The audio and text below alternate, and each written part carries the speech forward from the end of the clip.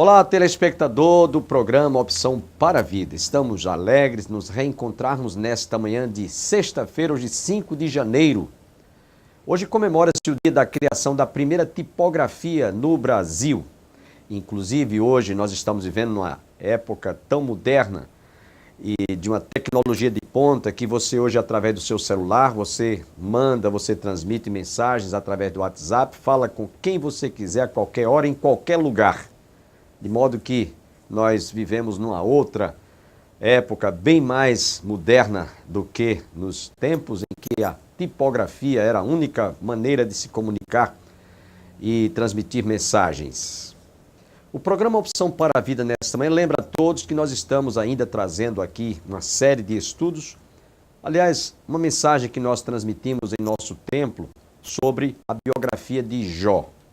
Este homem que, aliás, deve ser imitado por mim e por você, um homem que realmente sensibilizou o coração de Deus, chamou a atenção de Deus, ao ponto dele dizer: ninguém há na terra semelhante a ele, homem íntegro, reto, temente a Deus e que se desvia do mal.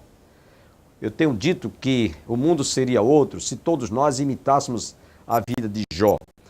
Já pensaram se todos os nossos representantes lá no Senado, em Brasília, tomassem uma atitude de vergonha na cara e procurassem viver como Jó? O Brasil não estaria mergulhado neste caos de tantos escândalos. Lamentamos porque isso é algo que pode acontecer, não é impossível, mas se o homem abrir o coração, se estes homens abrirem as suas mentes para realmente temerem a Deus. Portanto, nesse momento eu gostaria de fazer uma oração por você que está conosco. Oraremos pelo Brasil para que Deus tenha misericórdia desta nação e nós possamos receber o ano novo que estamos ainda vivenciando esses primeiros dias, com novas perspectivas de um Brasil melhor. Pai, louvamos-te agradecidos por esta manhã, quando nós abrimos os ouvidos da alma e do nosso coração para recebermos a Tua palavra. Fala-nos através desta mensagem, de modo que muitos dos nossos telespectadores, eles sejam tocados, eles sejam despertados a terem em suas mentes o desejo de imitar a vida do patriarca Jó, homem reto, íntegro, temente a Deus e que se desviava do mal. Essa deve ser, portanto, a nossa intenção, nosso desejo. Põe isso no coração de todos quantos estão conosco nesta manhã. Eu te peço, agradecido mais uma vez, todas estas bênçãos, em nome de Jesus. Amém.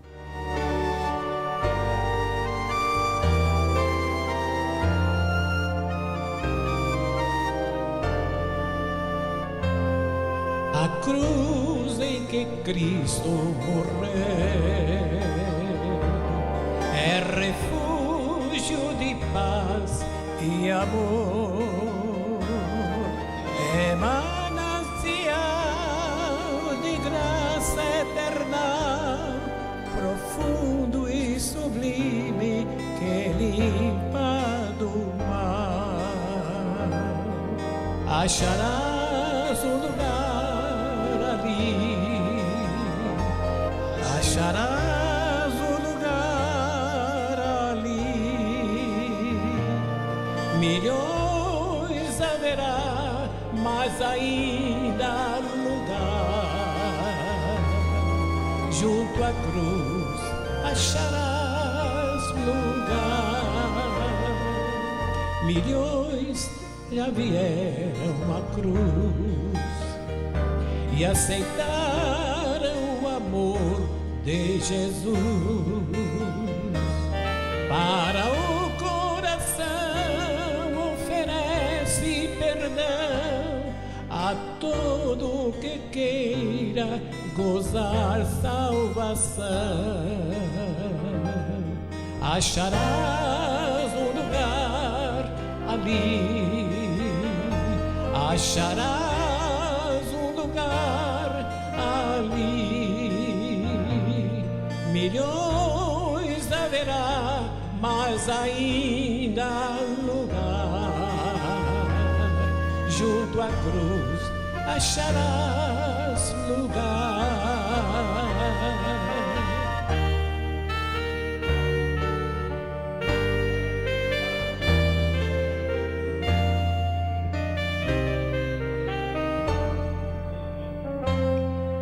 nas mãos de Jesus Redentor, cravadas por mim e por ti, quer na tentação ou na dura aflição, nos trazem amparo, nos dão proteção. Acharás um lugar ali, acharás um lugar ali, milhões haverá, mas ainda há lugar. Junto à cruz acharás lugar.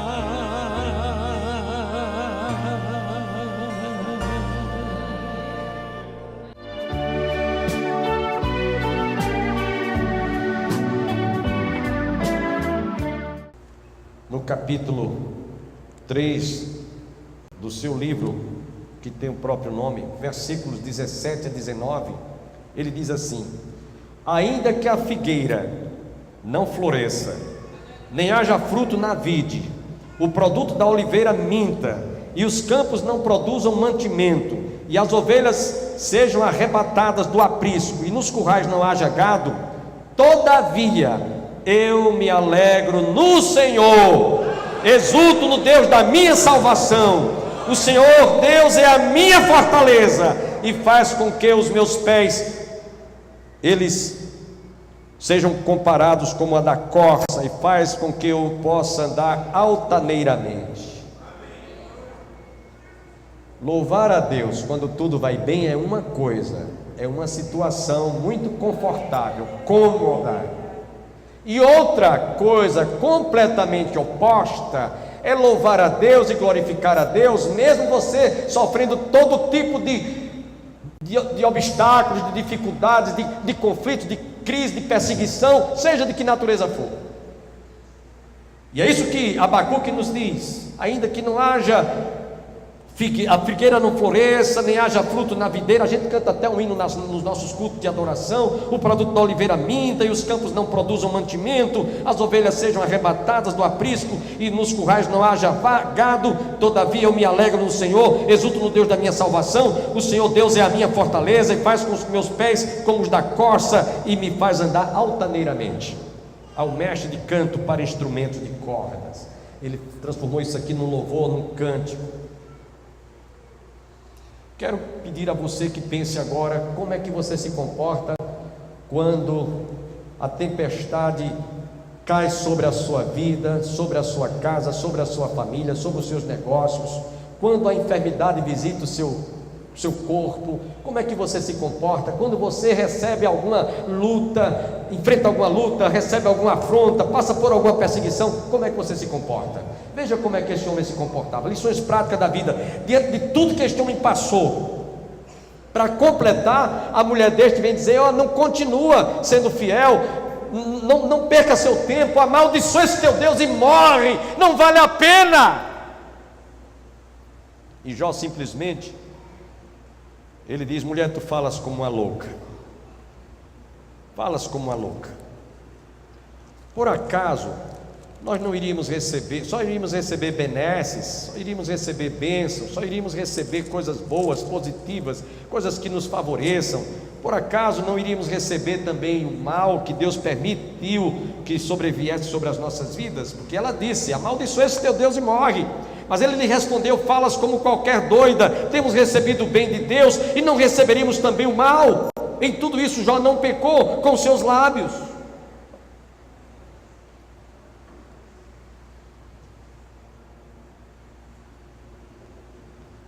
Há um hino que nós cantamos que diz: não importa as circunstâncias, não importa as circunstâncias. Será que quando nós, na prática, passamos por circunstâncias as mais adversas, ou enfrentamos adversidades, esse cântico está nos nossos lábios, vem do coração? Ou a gente canta por cantarmos quando está tudo bem, muito bem, obrigado? O hino diz: não importa as circunstâncias, somente a Ti, Senhor, eu louvo e expresso a minha adoração. Como é que nós nos comportamos?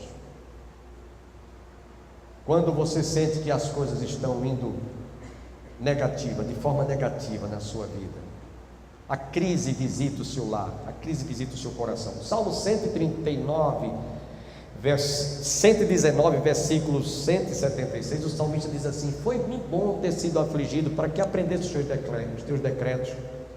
Antes eu andava errado, mas foi bom ter sido atribulado. E eu quero dizer uma coisa aqui para você que está comigo nesta oportunidade. Na minha vida cristã, na minha carreira cristã, os momentos mais saudáveis, os momentos que eu tive crescimento espiritual, foram os momentos mais difíceis da minha vida. Momentos de perdas, momentos de lutas, momentos de dificuldades em todas as áreas. Esses momentos eu sinto que eles contribuíram bastante para que eu pudesse crescer e amadurecer na fé. Então Jó era um homem fiel em toda e qualquer circunstância. Será que você tem esse comportamento de fidelidade, ser fiel quando a borrasca vem, quando a tempestade, quando as turbulências vêm sobre a sua vida? Essa, portanto, é a segunda lição que nós deixamos. A terceira é que esse homem, ele era um homem temente a Deus. Era um homem temente a Deus. Observem que quando ele recebeu todas aquelas provas amargas, perda dos filhos, perda dos bens, perda da saúde, perda do apoio da esposa dele, que era quem deveria estar mais ali ao lado dele para dar força, a mulher sai com um conselho louco: amaldiçoa esse teu Deus e morre. Este homem continuou firme, imbatível. Ele disse: temos recebido só bênçãos, e não receberíamos também o mal que Deus permitiu que sobreviesse sobre as nossas vidas? Falas como qualquer doida. Temos recebido o bem de Deus e não receberíamos também o mal? Em tudo isso não pecou Jó com os seus lábios, porque havia temor no coração deste homem. E o próprio Deus diz: não há homem, ninguém na terra semelhante a ele, homem íntegro, reto, temente. E o verbo temer, já foi feita uma pesquisa em toda a Bíblia, de Gênesis ao livro último Apocalipse, existe cerca de 365 vezes a palavra temer. E alguém disse que não é por acaso que há cerca de 365 vezes o verbo temer em toda a Bíblia, para que para cada um dia do ano você use essa expressão, use esse verbo temer. Não é por acaso que há 365 vezes o verbo temer está na Bíblia. É como se para cada dia você lançasse mão deste verbo e dissesse: quando amanhecesse o dia, eu vou continuar temendo a Deus. Quem pode dizer amém? Amém. Provérbios 1,7 diz que o temor a Deus é o princípio de toda a sabedoria. E quero dizer uma coisa para vocês: se há um versículo que eu tremo as bases para não pecar contra o meu Deus, é este versículo, Provérbios 1,7. Eu tremo as bases. E quando eu digo tremo as bases, eu penso não sei quantas vezes quando eu vejo e sinto que eu vou sofrer uma tentação e vou cair numa tentação ou pecar contra o meu Deus. Aí eu boto o pé atrás e digo: peraí, eu estou diante de um Deus vivo, presente, que está me vendo, me contemplando. Eu não posso fazer isso porque eu vou sair da sua presença. Ele cultivava uma vida de temor, ao ponto do próprio Deus dizer: ninguém há na terra como este homem, homem reto, íntegro, temente a Deus.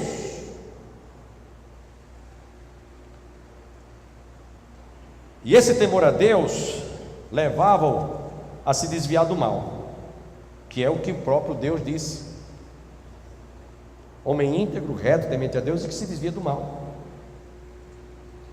Ele tinha uma preocupação entre o que era fazer e deixar de fazer a vontade de Deus.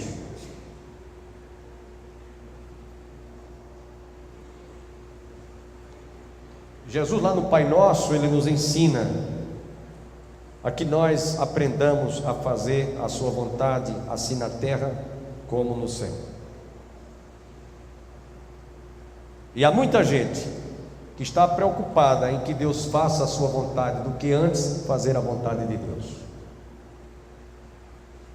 Tanto é que nossas orações muitas vezes elas são muito egoísticas, egocêntricas, centradas na nossa própria vontade. Por exemplo, a nossa família está passando por um momento difícil.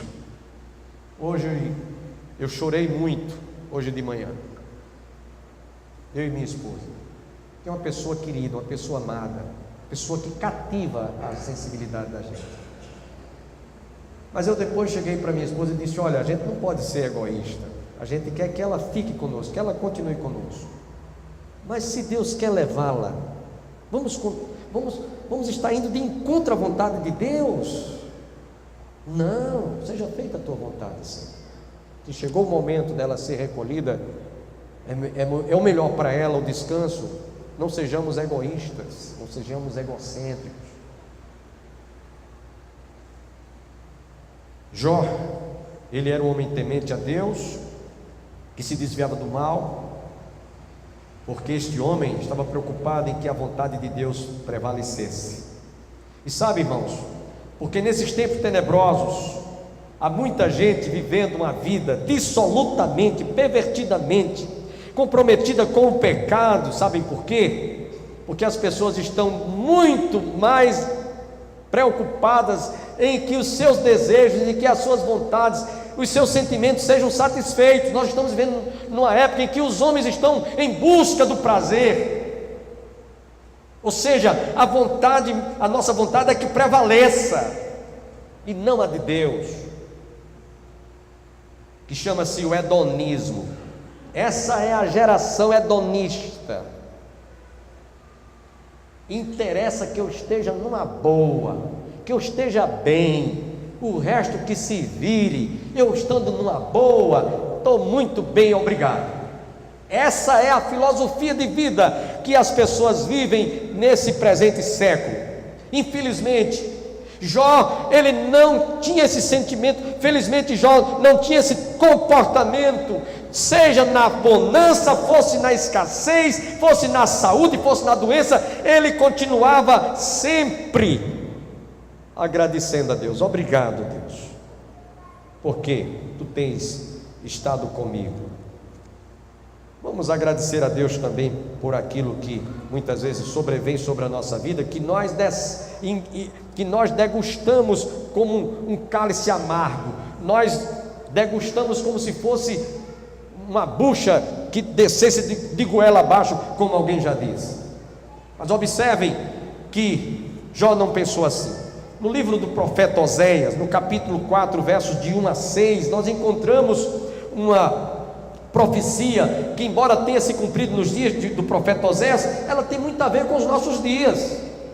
Ouvi a palavra do Senhor, vós filhos de Israel, porque o Senhor tem uma contenda com os habitantes da terra, porque nela não há verdade, nem amor, nem conhecimento de Deus. O que só prevalece é perjurar, mentir, matar, furtar e adulterar, e há arrombamentos e homicídios sobre homicídios. Por isso a terra está de luto, e tudo que mora nela desfalece, com os animais do campo e com as aves do céu, e até os peixes do mar perecem.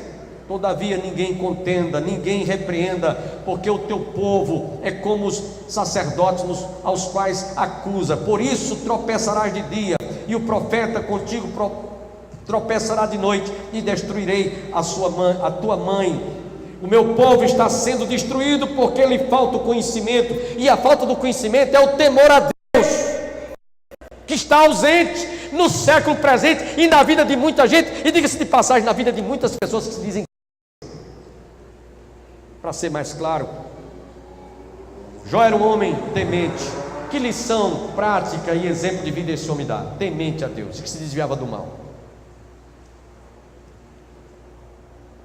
Então este homem, ele realmente é digno de que nós imitemos a sua vida. Eu sou fã de Jó. Sabe o que é uma pessoa fã? Se há um personagem na Bíblia que eu me dobro totalmente, eu digo, esse homem realmente é o homem que eu desejaria muito ser, mas que infelizmente vejo que estou muito longe de ser. Então essa é a terceira lição. Esse homem era um homem temente a Deus. Mas vamos à quarta lição e exemplo de vida. Esse homem era um homem de oração.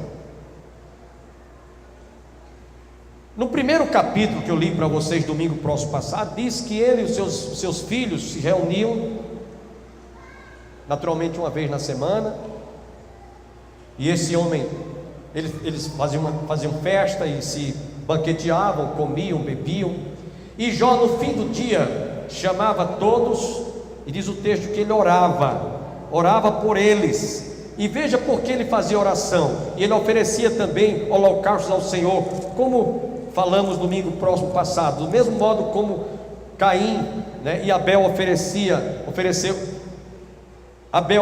sacrifício, Caim ofereceu sacrifício, ofereceu oferendas ao Senhor e holocausto, enquanto que Abel ofereceu sacrifício.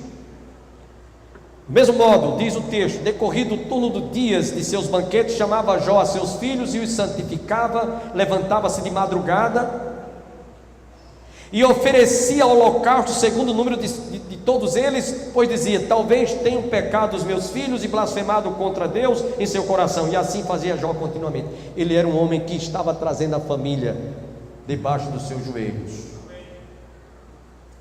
Um exemplo digno de ser uma lição prática de vida, exemplo de vida. Quantas vezes você ora pelos seus filhos?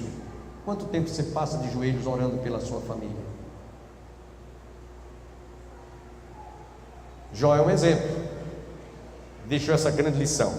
Não só nessa circunstância, mas lá no capítulo 42, no versículo 10, diz que os seus amigos, que haviam feito muito juízo e julgamento de todo tamanho contra ele, dizendo que ele estava assim, porque ele tinha pecado, porque ele tinha feito isso, tinha deixado de fazer, etc. Diz a palavra que Jó, nessa circunstância em que se encontrava, no último capítulo 42, versículo 10, Deus mudou a história deste homem, e mudou somente por causa de uma única coisa: oração.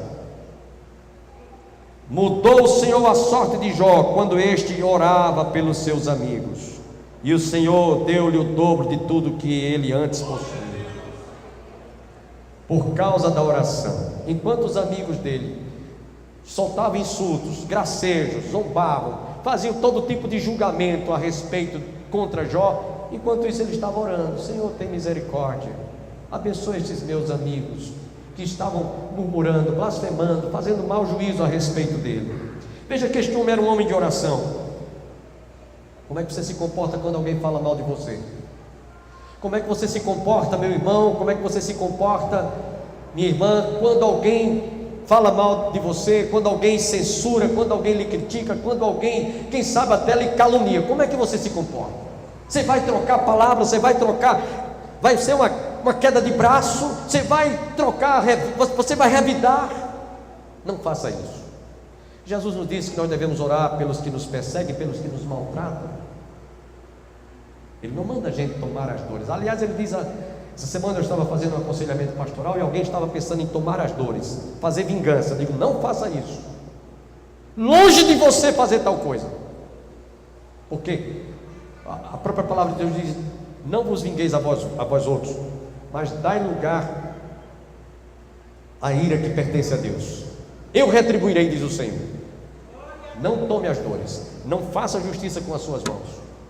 Eu pedi, implorei àquela pessoa: não faça, não levante uma palha, uma pena contra essa pessoa que lhe ofendeu. Jesus manda a gente orar. Jó fez isso. Jesus manda a gente amar. Jó fez isso. E tem mais uma coisa que eu achei interessante, lá no livro do profeta Ezequiel, no capítulo 14, versículos 12 a 14. Eu vou ler para vocês verem como esse homem tinha um privilégio. Esse homem tinha um tratamento, Deus tinha um tratamento VIP com Jó. Sabe o que é aquele tratamento VIP? Especial, um tratamento personalizado. Deus tratava com ele de modo assim muito pessoal. Diz o texto sagrado lá em Ezequiel, capítulo 14, versos 12 a 14, eu vou ler para vocês. Veio ainda a minha palavra do Senhor, dizendo: Filho do homem, quando uma terra pecar contra mim, cometendo graves transgressões, estenderei a mão contra ela e tornarei instável o sustento do pão, e enviarei contra ela a fome, e eliminarei dela homens e animais, como juízo de Deus. Aí ele diz assim, preste atenção: ainda que estivessem no meio dela 3 destes homens, Noé, Daniel e Jó, eles pela sua justiça salvariam apenas a sua própria vida, diz o Senhor Deus. Veja que privilégio esses homens tinham, principalmente tratando-se de Jó. Acabam de chegar os mais novos ônibus da Real Bus, equipados com DVD, toalete, Wi-Fi, carregador para celular, elevador para cadeirante, ar-condicionado, poltronas em couro e muito mais para o seu conforto. Viaje com segurança e pontualidade em novos horários. Real Bus, transportando vidas e sonhos. Neste domingo, não fique em casa. Vá ao templo mais próximo da sua casa. Se você reside no bairro, na rua em que você mora, tem uma igreja evangélica, vá ouvir a palavra de Deus. E, inclusive, se você quiser nos fazer uma visita, a Igreja do Calvário está situada às margens do Açude Velho, confluência com o Parque da Criança.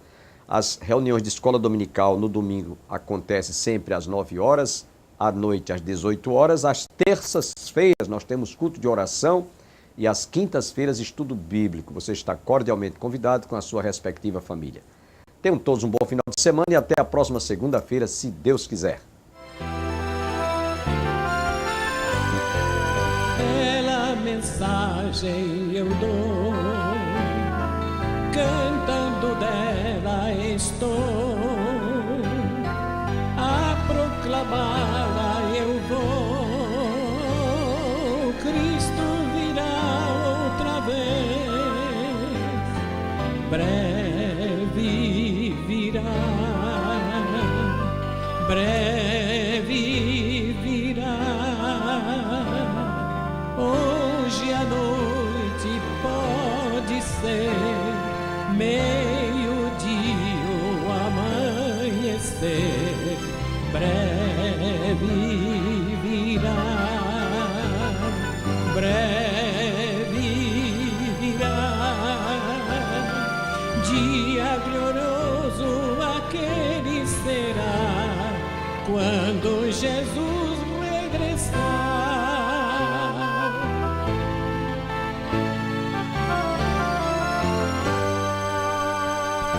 Junto com ele estarei, pena e dor não terei,